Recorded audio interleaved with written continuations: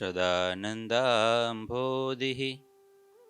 स्मितरुचिरपूर्णेन्दुवदन प्रफुल्लाम्भोजन्म छदसदृशशोभाक्षियुगलः कृपापारावारः श्रितसकलजीवातिसुखदो महान् श्रेयो मूर्तिर्जयति सहि नारायण मुनि वर्णिवेशरमणीयदर्शनं मन्दहासरुचिराननाम्बुजं पूजितं सुरनरोत्तमेर्मुदा धर्मनन्दनमहं विचिन्तये। ओम अवतारिणे श्री स्वामीनारायणाय नमो नमः। श्री हरिकृष्णाय घनश्यामाय नीलकंठाय च नमो नमः। ओम श्री गुरुचरण कमलेभ्यो नमो नमः। बोलो स्वामीनारायण भगवाननी जय। श्री ठाकुरजी महाराजनी जय। श्री हरिकृष्ण महाराजनी, श्री घनश्याम महाराजनी, सदगुरुदेवनी जय। कृपांशो परमहंस की जय। બધા ભક્તોને ખૂબ ભાવથી જય સ્વામિનારાયણ।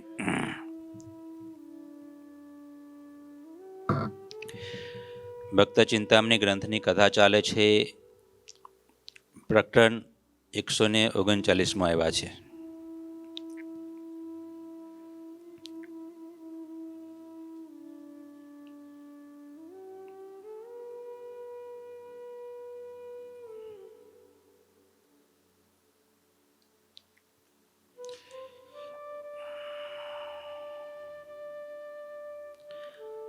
આશ્ચર્ય વાત છે અતિ ઘણી, કહેતા આવે અતિ આનંદ। ભક્તની ભીડ્ય ભાંગવા છે સમર્થ સહજાનંદ। જડે સ્થળે જ્વાળા થકી જે કરી જનની જતન, ભાખું તે હવે ભાવશું સહુ સાંભળજો દઈ મન। લૌકિકમાં અલૌકિકની વડી વર્ણવીને કહું વાત, હરિ હરિ જનના જે સુજ છે સાક્ષાત। સાંભળતા સંકટ ટળે વડી કહેતા કડી મળ જાય। દર્દી સંભારે જે દર્દમાં તેને શ્રીહરિ કરે છે સહાય।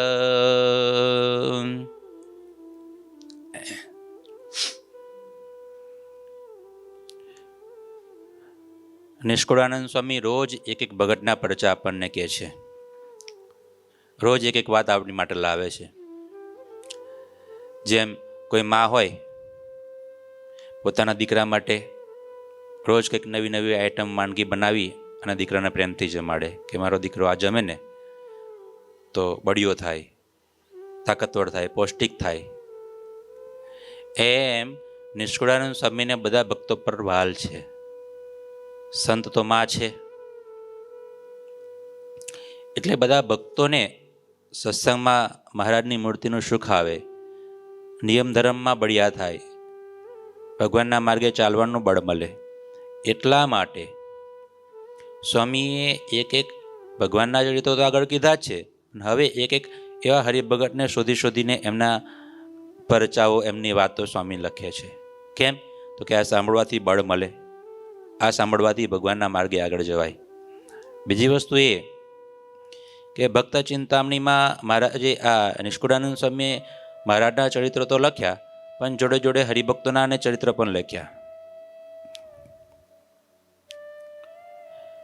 ભગતને મહારાજના ચરિત્ર તો બળ આપે જ છે, પરંતુ તેના કરતાં આજુબાજુમાં રહેતા હરિભક્તો, આજુબાજુમાં રહેતા સંતો, તેની વાતો સાંભળીને ઓર ઘણું બળ વધારે મળે છે। એટલે સ્વામીએ અહીં હરિભક્તોના એક એક વાતોને લખી છે। જો સ્વામી આજે પણ એક ભગતની વાત કરે છે, પહેલાં સ્વામી થોડી બીજી વાત કરે છે, સ્વામી મહારાજના ઐશ્વર્યની વાત કરે છે, સત્સંગની વાત કરે છે। ભગવાન કેવા દયાળુ છે તો સ્વામી કહે છે કે ભક્તની ભીડ ભાંગવા છે સમર્થ સહજાનંદ. ભક્તોને જ્યારે જ્યારે દુઃખ પડે ત્યારે તેના દુઃખને ટાળવા માટે, તેનું રક્ષણ કરવા માટે ભગવાન તૈયાર છે, હાજર છે. આવી વાત લખે સ્વામી. સમર્થ છે પાછા. ભગવાન કેવા છે? સમર્થ છે. કોઈ પણ પ્રકારનું દુઃખ આવી જાય પણ તેની આગળ ભગવાન જો ધારે કે આ દુઃખને મારે ટાળવું છે તો ભગત માટે ભગવાન બધું કરે. પેલી વાત છે ને, એક ટીટોડી માટે ભગવાન સમુદ્રને, છે ને વાત, ટીટોડીના બચ્ચાની માટે ભગવાન સમુદ્રને દંડ દેવા માટે તૈયાર થયા. એવું છે. એટલે ભગવાન રક્ષણ કરે છે ભક્તની. કઈ કઈ જગ્યાએ રક્ષણ કરે છે તો કે છે, જડે સ્થળે જ્વાળા થકી જે કરી જનની જતન, ભાખું તે હવે ભાવ શું સૌ સાંભળજો દઈ મન. શ્રીજી મહારાજે પોતાના ભક્તોની રક્ષા કરી છે ને ક્યાં ક્યાં કરી છે તો જળમાં, પાણીમાં. કોઈ ભક્તો હોય નદીમાં જતા હોય, સમુદ્રમાં વાનમાં બેસીને જતા હોય અને ત્યાં કંઈ દુઃખ આવે, ત્યાં કંઈ કષ્ટ આવે ને ત્યાં હે ભગવાન, હે ઠાકોરજી મહારાજ, હે શ્રીજી મહારાજ આર્તનાદે કહીને ભગવાનને પોકારે તો ભગવાન સમુદ્રમાં પણ આવ્યા છે. પછી સ્થળ ઉપર કહેતા, જમીન ઉપર કહેતા, આ ભૂમિ પર જ્યારે જ્યારે ભક્તોને કંઈ જંગલમાં કે વનવગડામાં, ગામડામાં કોઈ દુષ્ટોએ દુઃખ દીધું અથવા તો કંઈ દુઃખ આવી પડ્યું તો ત્યારે એમને ભગવાનને સંભાળ્યા તો ત્યારે ભગવાન એમનું રક્ષણ કરવા માટે આવ્યા છે. અને કહે છે જ્વાળા થકી, અગ્નિમાં સળગતા હોય અથવા તો કંઈક એવું વિદ્યુત પ્રકોપના કારણે ભગત દુઃખમાં આવી જાય એવી પરિસ્થિતિ હોય તો ત્યારે ભગવાને તેની મદદ કરી છે. અને સ્વામી કહે છે કે આ પ્રકારમાં તમને ત્રણેય વાત કહું છું. જળમાં ભગવાને જેનું રક્ષણ કર્યું, સ્થળમાં જેનું રક્ષણ કર્યું અને અગ્નિ એટલે કે જ્વાળાથી જેનું રક્ષણ કર્યું, એ ત્રણેય વાત સ્વામી કહે છે હું તમને કહું છું. બધા સાંભળજો, પ્રેમથી સાંભળજો. લૌકિકમાં અલૌકિકની વડી વર્ણવીને કહું વાત, હરિહરિ જનના જે સુજસ છે સાક્ષાત. આ લોકમાં, માયાના લોકમાં અલૌકિક વાતો બની છે. એ વાત સ્વામી કહે છે હું તમને જણાવું. લૌકિકમાં અલૌકિકની એટલે કે છે આ ભગવાનના જે ચરિત્રો છે, ભગવાનના ભક્તોના જે ચરિત્ર છે જે દિવ્ય છે, અલૌકિક છે. આ લોકમાં આવું જોવા મળે નહીં, પરંતુ ભગવાનના આશ્રય કરીને બધું જોવા મળે એવું તમને વાત કહું છું. ભગવાન ને ભગવાનના સંતો ભક્તોના ચરિત્ર કેવા છે તો સ્વામી કહે છે, સાંભળતા સંકટ ટળે વળી કહેતા કડી મળ જાય, દર્દી સંભારે જે દર્દમાં તેની શ્રીહરિ કરે છે સહાય. હરિભક્તોના ચરિત્ર, હરિભક્તોના યશ કેવા છે તો સાંભળતા સંકટ ટળે. કોઈ માથે મોટું વિઘ્ન આવવાનું હોય, ડિપ્રેશનમાં હોઈએ, સ્ટ્રેસમાં હોઈએ, ઘણા લોકો અત્યારે દવા ખાય ને, મેડિસિન ખાય, ડિપ્રેશનમાંથી મારે બહાર નીકળવું છે, મારે સુખ શાંતિ જોઈએ છે, તો એ બધી દવાઓ તો આડઅસર કરે, શરીરને પણ નુકસાન કરે. અરે આ દવા એક એવી છે, ભગવાનના ભક્તોના સંતોના ચરિત્ર. સાંભળતા સંકટ ટળે, સાંભળીએ એટલે ઓટોમેટિક ડિપ્રેશન, સ્ટ્રેસ, અશાંતિ બધું દૂર ભાગી જાય. વળી કહેતા કડી મળ જાય, ખાલી સાંભળવાથી પાપ બળી જાય, સાંભળવાથી અંતકરણ ચોખ્ખું થાય. સાંભળે તેની સાથે સાથે પાછો કોઈ કે તો કડી મળે, એટલે કે કળિયુગ દૂર જતો રહે. ભગવાનના ભગતના ચરિત્રો સાંભળવાથી, સંતો ભક્તોની વાતો સાંભળવાથી. મહારાજ કે હૃદયમાં ઉદ્વેગ થાય, અશાંતિ હોય ત્યારે સ્વામિનારાયણ નામ લેવું, મારા ચરિત્ર સંભાળવા શ્રીજી મહારાજે કીધું. એટલે આપના ભક્તોની માટે તો સુખ થવા માટે મોટા મોટી કોઈ દવા હોય, મોટા મોટો કોઈ ઇલાજ કે ઉપાય હોય ને તો શું છે, આ ભગવાનના ચરિત્ર, સંતોના ચરિત્ર, હરિભક્તોના ચરિત્ર, વાતો, ભગવાનના ભક્તો સંતોની વાતો કર્યા કરવી અને સાંભળ્યા કરવી. નવરા પડ્યા એટલે દાદા ખાચરનું આ ચરિત્ર છે, સુરા ખાચરનું આ ચરિત્ર છે, લાડુબાઈ જીવુબાઈનું આ ચરિત્ર છે, શ્રીજી મહારાજનું આ ચરિત્ર છે, મહારાજે પંચાળામાં રાસોત્સવ કર્યો, લોયામાં શાકોત્સવ કર્યો. ઓહો અહો અહો અહો, બેઠા બેઠા બેઠા બેઠા. મહારાજ કે ભગવાનના ભક્તે તો ભગવાનના ચરિત્રરૂપી જાડામાં મનને ગૂંચવી મૂલવું. પેલું જાડું હોય ને, કરોડિયો જાડામાં હોય, જાડામાં જ ફેરા કરે, એમ ચરિત્રનું જાડું બનાવી દેવાનું. એક ચરિત્ર, પછી બીજું ચરિત્ર, ત્રીજું ચરિત્ર, ચોથું ચરિત્ર. આપની માટે તો એ જ છે. દુનિયાની વાતો કદાચ આપણે કરી લઈએ થોડી ઘણી વાત, પણ પછી કર્યા પછી શું થાય? હૃદયમાં ઉદ્વેગ થાય કે ભાઈ આ ક્યાં બધું કર્યું, થાય ને. પેલા માયારામ ભટ્ટ અને ગોવિંદરામ ભટ્ટ બે ભાઈ ભક્તો હતા સંપ્રદાયમાં. માયારામ ભટ્ટ અને ગોવિંદરામ ભટ્ટ બંને બ્રાહ્મણ. જો ભગત હોય તેને કેવો વિચાર આવે, પાછો વળતો વિચાર આવે કે ભાઈ આ વ્યવહારમાં ખોટો પડ્યો, ભગવાનના ચરિત્રમાં આપનું મન હતું એ સારું હતું. તો એ બંને ભગતનું કામ એ હતું. આજથી 250 વર્ષો પહેલાંની વાત છે. આજ જેવું કાંઈ હતું નહીં કે પારાયણ કે ઉત્સવ કે સભા હોય તો તરત વોટ્સઅપનો મેસેજ કરો, 1 મિનિટમાં અડધી મિનિટમાં પહોંચી જાય ને બધાને ખબર પડે. ત્યારે તો ટપાલ લઈને જવાનું, એક ગામથી બીજે ગામ જવાનું. હા, કેટલા દિવસે પહોંચાય. અને તે બધી સેવા, ટપાલની સેવા માયારામ ભટ્ટ કરતા, અને માયારામ ભટ્ટની ગેરહાજરી હોય ત્યારે ગોવિંદરામ ભટ્ટ કરતા. અને આ બંને ભક્તો મહારાજના પત્ર ગામો ગામ પહોંચાડતા, રામાનંદ સ્વામીના પત્રો ગામો ગામ પહોંચાડતા. તો એ બે ભાઈઓએ એક વખત એવો વિચાર કર્યો કે આપણે છે ને કે બીજો ધંધો આદરીએ. હાંજ પડી, એ રાતે વાડું પાણી કરીને બેઠા, 8-9 વાગે બેઠા વિચાર કરવા માટે કે આપણે આ ટપાલનો ધંધો છે ને તો કે ચાલુ રાખીએ, પણ જોડે જોડે કંઈક ખેતીવાડી ચાલુ કરીએ કે. એટલે એકબીજાના વિચારોને આપણે કરતા હતા. એટલે પહેલાં માયારામ ભટ્ટ કે આપણે ખેતીવાડી ચાલુ કરીએ, ત્યારે ગોવિંદરામ ભટ્ટ કે ખેતીવાડીમાં કેટલી બધી તકલીફ, મજૂરો લાવો, દાના લાવો, જમીન ખેડો, ટાઈમે ટાઈમે પાણી પાવ, લણો, પાછા બધું ધ્યાન રાખો, કોઈ ચણી ના જાય, કોઈ કંઈ નુકસાન ના થઈ જાય. એટલે કે એ નથી કરવું. તો કે શું કરશું? તો ગોવિંદરામ ભટ્ટ કે આપણે ને દુકાન ચાલુ કરીએ. અત્યારે નવરા પડે બધા વાતો કરે ને, કંઈક ધંધો કરવો પડશે. હા કે ને, ધંધો કરવો પડશે. કંઈક ધંધા હારા ગોતે તો વાંધો નહીં. પેલા 2 ભાઈ હતા, બીજી વાત યાદ આવી કે તમને કહું. એક ભાઈ હતો, તો એ ભાઈનું કામ એવું, રસ્તા પરથી કોઈ ગાડી જાય ને તો ખાડામાં કે કંઈક ગાડી ફટકાય કે કંઈક પંચર થાય તો પેલો ભાઈ શું કરે, ત્યાં રોડ પર આવી અને એ ગાડીવાળાને બધાને મદદ કરે. ખાડામાંથી ગાડી બહાર કાઢી નાખે, કંઈક પંચર થયું હોય તો એને માટે કંઈક, એટલે આવું કરે.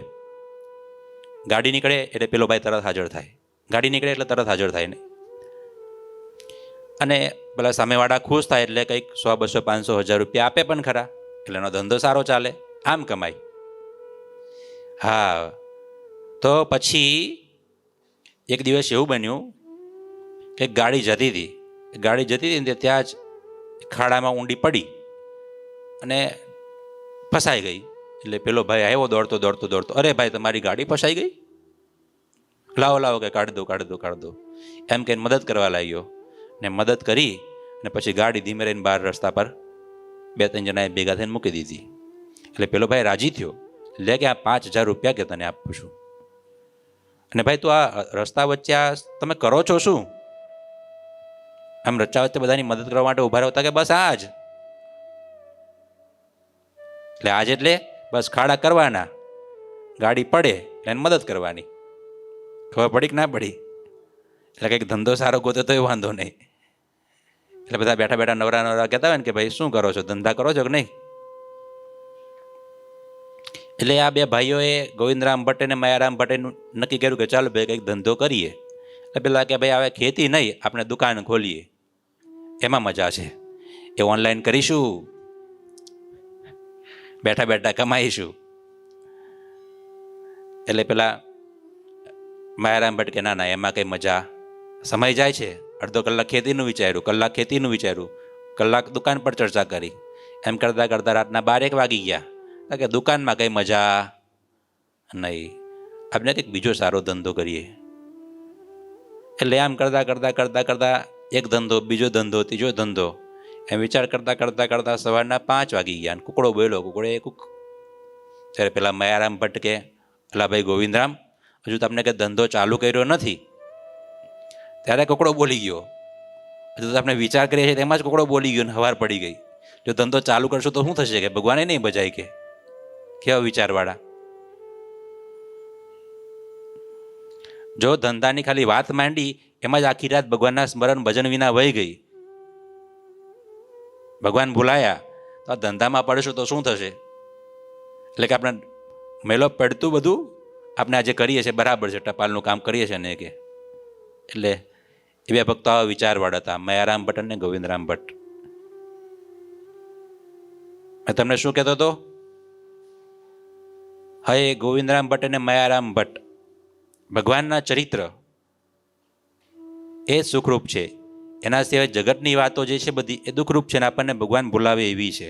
તો જે વિચારવાળો હોય તે તેને ખબર પડે. બાકી તો પછી કેવું છે, એક ઘાટ ને બીજો ઘાટ ને ત્રીજો ઘાટ ને ઘાટ ઉપર ઘાટ થતા હોય, મનમાં કેટલાય ઘાટ તરંગો ચાલતા હોય, કંઈ ખબર પડે નહીં. પણ જે વિચારવાળો હોય તેને ખબર પડે કે ભાઈ ભગવાન ભૂલાયા, ભગવાન સિવાય જે જગતની વાતો છે મને દુઃખ કરે છે. શ્રીજી મહારાજે વચનાવતમાં કીધું ને કે ભગવાનનો ભગત હોય તેની માટે તો માયાના પ્રવાહમાં જે જવું એ કઠણ પડે.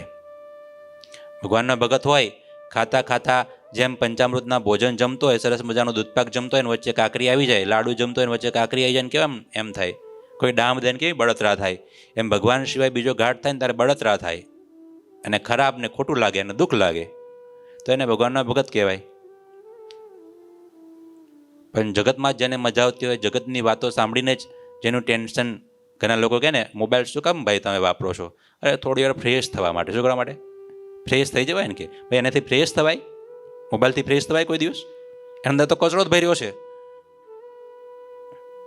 હા, એક અને મોબાઈલ એ પાછો તમને, મોબાઈલ ને બધી વસ્તુ કેવી છે ધ્યાન રાખીએ તો સારું છે, બાકી એ આપણો દાસ છે. શું છે? આપણો સેવક છે મોબાઈલ, આપણો કંઈ માલિક નથી. એમ મોબાઈલ ત્યાં પડ્યો હોય પછી આપણને કહે કે ભાઈ તું મારો ઉપયોગ કરને, અને ધીમે રહીને હાથ પહોંચી જાય.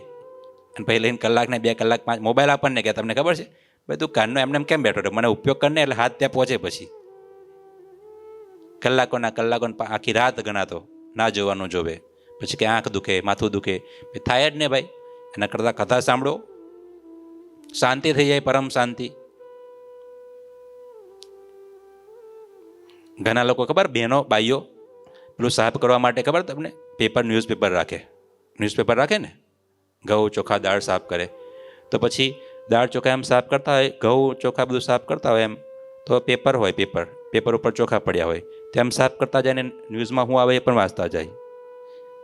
ચોખા ને દાળ સાફ થતા જાય અને મન ગંદુ થતું જાય. સમજો છો ને તમે મારી વાતને? મનમાં કચરો જતો જાય ને ચોખા ને દાળ સાફ થતા જાય. એટલે એના કરતાં ભગવાનનું ભજન કર્યું હોય કામ કરતાં કરતાં તો કેવી મજા આવે. એટલે ભગવાનના જે ચરિત્ર છે, સંતો ભક્તોના ચરિત્ર છે, મનને ટાઢક આપવા માટે છે. આપણા માટે તો એ જ મોટા મોટી દવા. ભવજડ પાર ઉતરવા જાનો મારા ચરિત્ર છે જાજ, માટે સહુને સંભાળવા એમ શ્રીમુખે કહે મહારાજ, એમ શ્રીમુખે કહે મહારાજ.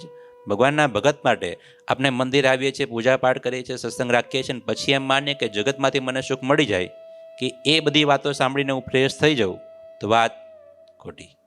જો સાચો ભગત હોય ને તો જગતના ઘાટ સંકલ્પ જેટલા વધારે થાય ને એટલું વધારે એને દુઃખ થાય. સાચો ભગત હોય તેને.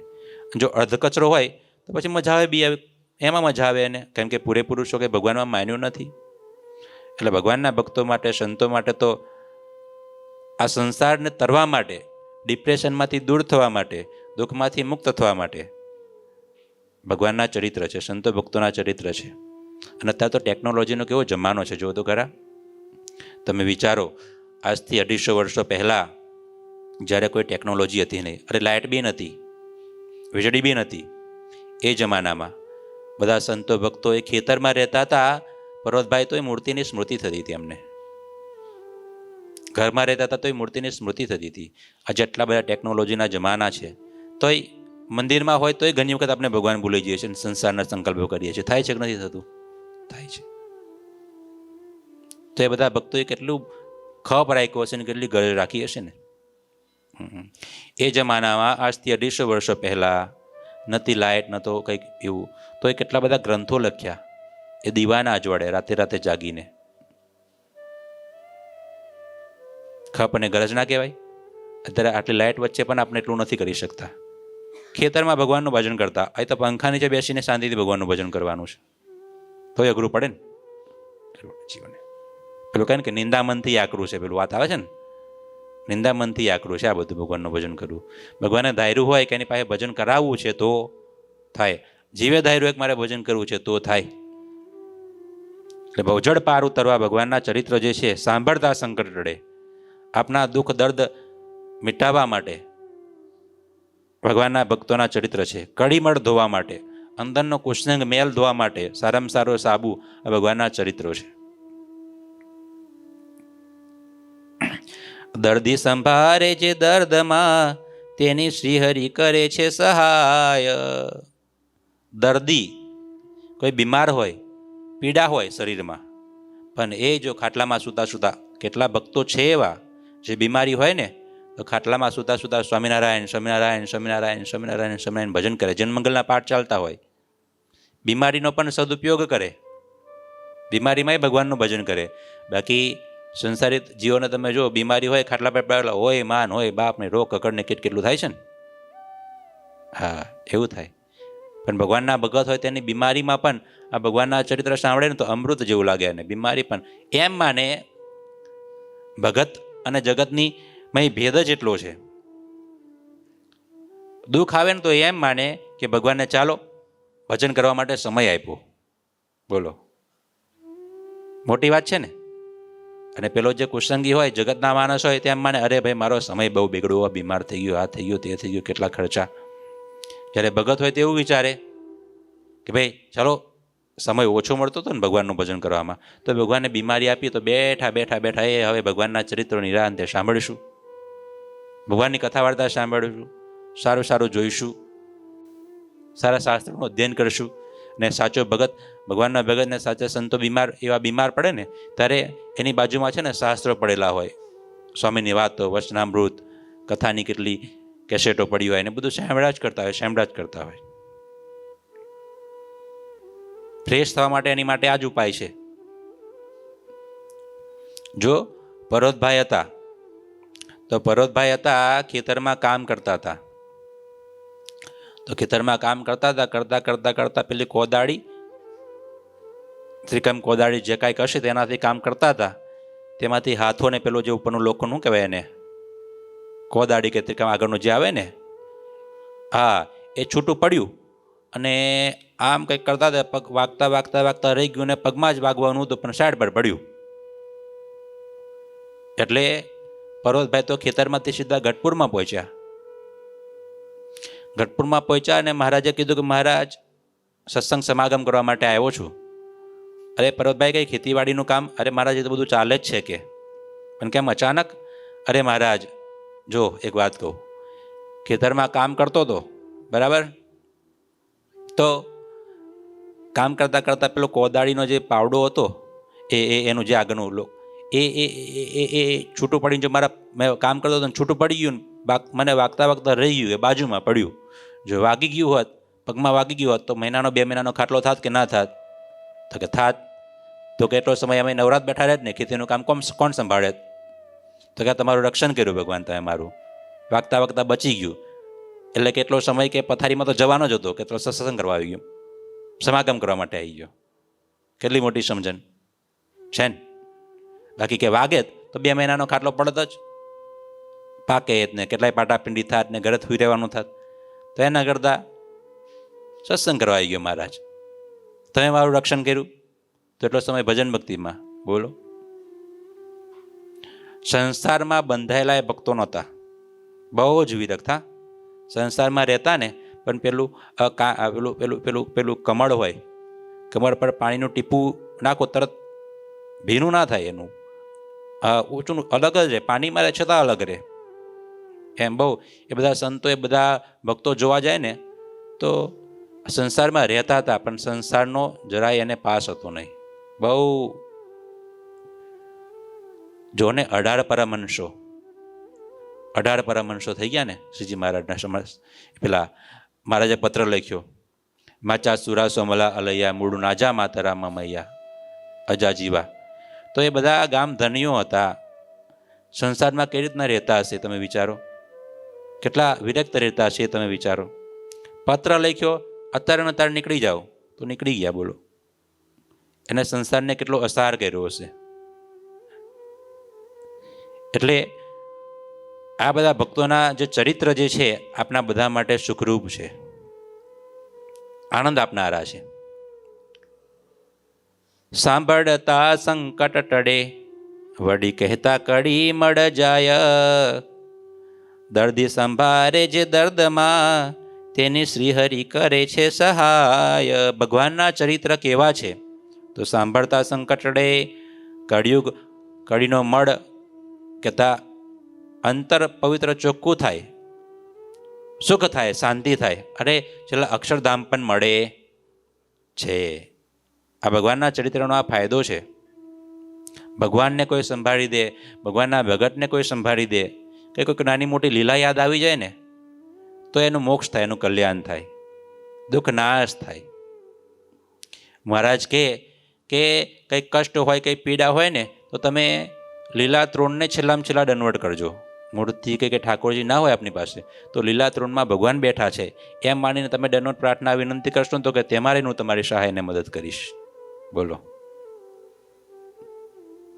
ભગવાનના ચરિત્ર એવા છે. ભગવાનની મૂર્તિ યાદ રહી ગઈ, ભગવાનનું ચરિત્ર યાદ રહી ગયું એટલે કલ્યાણ થાય ને થાય જ. અંતકાળે મુક્તિ થાય જ. આ લોકમાં સુખ્યા ને અંતકાળે પણ મુક્તિ. જુઓ ને, બ્રહ્માનંદ સ્વામી ફરતા ગામડામાં જતા હતા ને તો એક નાનો છોકરો, માછીમારનો છોકરો હતો, તો માછલા મારીને ભરણ પોષણ કરે, પોતાનું જીવન ગાડું હંકારે. તો બ્રહ્માનંદ સ્વામી ત્યાં ગયા અને છોકરાને માછલા મારતા જોઈને બ્રહ્માનંદ સ્વામી કે, એ છોકરા, આ કેમ માછલા મારશો? અરે બાપુ, મારે તો આનાથી જ કમાણી છે, આનાથી ધંધો છે, આજ મારતો આ છે, માછીનો ધંધો છે.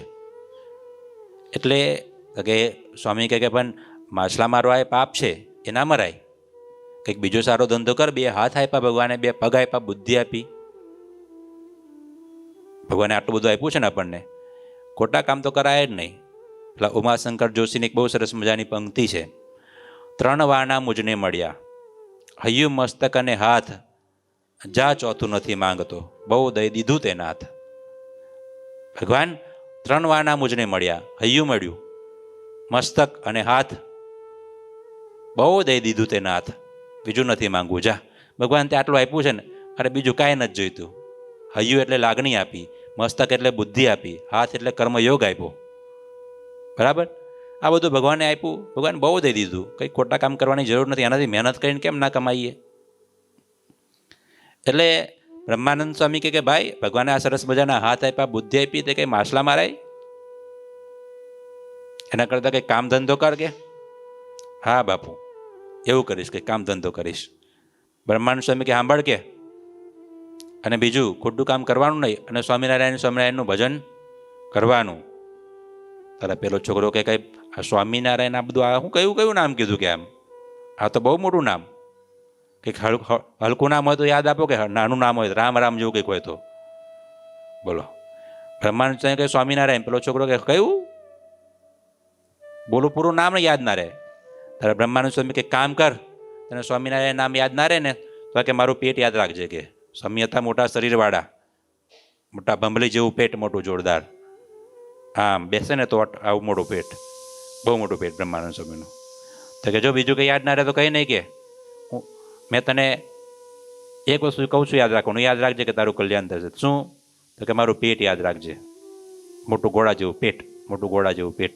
એટલે પછી બ્રહ્માનંદ સ્વામી એવું કહી અને ઉપદેશ આપીને ત્યાંથી નીકળી ગયા. છોકરાએ ખોટું કામ બંધ કર્યું, કામ ધંધો ચાલુ કર્યો, પણ રોજ યાદ કરે કે મારા ગુરુ એનું ભમલી જેવું મોટું પેટ, મારા ગુરુ એનું ભમલી જેવું મોટું પેટ.